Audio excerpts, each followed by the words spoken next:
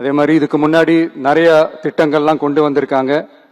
அதுல எதெல்லாம் மக்களுக்கு யூஸ்ஃபுல்லா இருக்கிற மாதிரி திட்டங்கள் இருக்கோ அதெல்லாம் கண்டினியூ பண்ணிக்கிட்டு தான் இருக்கிறோம். ஃபார் எக்ஸாம்பிள், ஜெயலலிதா மேடம் கொண்டு வந்த அம்மா உணவகம் திட்டம், அது இன்னும் மெருகேற்றி கண்டினியூ பண்ணிக்கிட்டு தான் இருக்கிறோம். அது மாதிரி காலை உணவு திட்டம், அதையும் இன்னும் விரிவுபடுத்தி 6th ஸ்டாண்டர்ட்லேருந்து 8th ஸ்டாண்டர்ட் வரைக்கும் அதையும் விரிவுபடுத்தி வர செப்டம்பர் 17ஆம் தேதி பெரியார் அவர்களுடைய பிறந்த நாள் அன்னைக்கு அதை தொடங்க இருக்கிறோம். ஸோ நம்மளுடைய அரசு, உங்களுடைய அரசு இந்த 3 மாசம் ஆகுது. இந்த 3 மாசத்துல விவசாயிகளின் பயிர்க்கடன் ரூபாய் 5932.23 கோடி தள்ளுபடி செய்யப்பட்டுள்ளது. குறுவை சாகுபடி தொகுப்பு திட்டத்திற்கு ரூபாய் 134.83 கோடி வழங்கப்பட்டுள்ளது.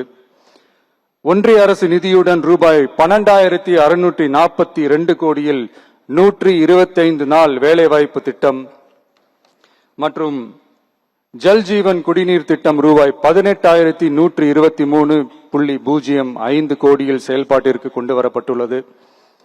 சுகாதாரத்துறையில் சேவைக்கு நலம் AI செயலி கொண்டு வரப்பட்டுள்ளது.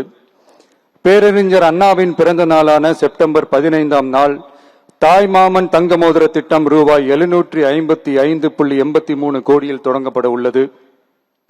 மக்களின் போக்குவரத்திற்கு ரூபாய் 127.21 கோடியில் 300 புதிய பஸ்கள் வழங்கப்பட்டுள்ளது. தமிழ்நாட்டில் மது பழக்கத்தை குறைத்திடும் வகையில் முதற்கட்டமாக 717 டாஸ்மாக் கடைகள் மூடப்பட்டுள்ளன. வெளிப்படையான நிர்வாகத்திற்காக நவீன தொழில்நுட்பத்தை பயன்படுத்தி கணினி மயமாக்கப்பட்ட நிர்வாகம் செயல்பாட்டில் உள்ளது. முன்னெப்போதும் இல்லாத ஆளில்லா பத்திரப்பதிவு செயல்பாட்டிற்கு கொண்டு வரப்பட உள்ளது. கோயில் நிலங்கள் கணக்கெடுக்கப்பட்டு அனைவருக்கும் தெரியுமாறு ஆன்லைனில் ஏற்றப்படுகிறது. வருவாய்த்துறையில் அனைத்து சான்றிதழ்களும் 15 தினங்களுக்குள் வழங்கப்படுகிறது. லஞ்சம் வாங்குவதை புகார் செய்ய புதிய வாட்ஸ்அப் எண் அறிவிக்கப்பட்டுள்ளது. அரசின் வருமானம் தனிநபருக்கு செல்வது தடுக்கப்பட்டுள்ளது. அனைத்து துறைகளிலும் லஞ்சம் ஊழல் ஒழிக்க தொடர் நடவடிக்கை எடுக்கப்பட்டு வருகிறது. கனிம பயன்பாடு முறைப்படுத்தப்பட்டு நவீன தொழில்நுட்ப உதவியுடன் விநியோகிக்கப்படுகிறது. சட்டம் ஒழுங்கு தீவிரமாக கண்காணிக்கப்பட்டு பராமரிக்கப்பட்டு வருகிறது. ஜூன் மாதம் 29, 30ஆம் தேதியில் நடந்த மாவட்ட ஆட்சியர் மற்றும் காவல் கண்காணிப்பாளர் மாநாட்டில் சட்டம் ஒழுங்கு பிரச்சனையில கடுமையான நடவடிக்கை எடுக்க உத்தரவு போட்டிருக்கிறோம்.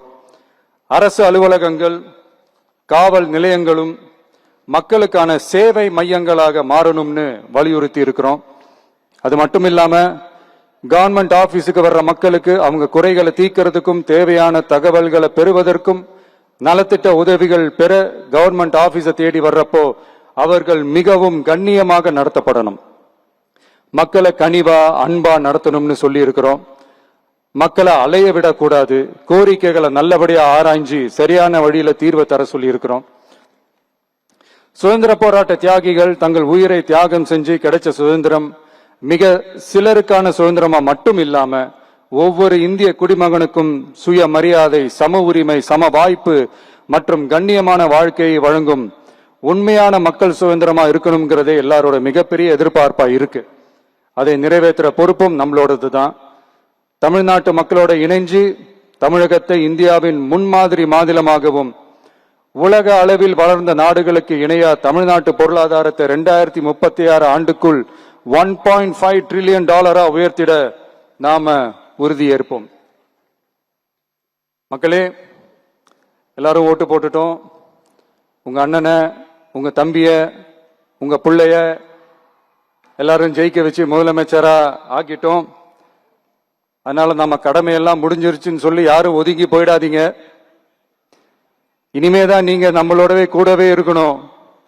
உறுதியா நம்ம அரசோடவே கூட இருக்கணும்.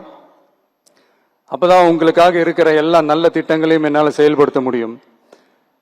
8 கோடி பேரோட அந்த பிரதிநிதி தான் முதலமைச்சர் பதவின்னு சொல்லுவாங்க. அதனாலதான் சொல்றேன், மக்கள் தான் ஆட்சியாளர்கள். இங்க நானு எல்லாருமே, அங்க இருக்கிறவங்க எல்லாருமே மக்களோட சர்வன்ட்ஸ். அப்படிதான் நான் அதை பாக்குறேன். வாங்க எல்லாருமா சேர்ந்து நம்ம கடமையை சேர்ந்து செய்வோம்.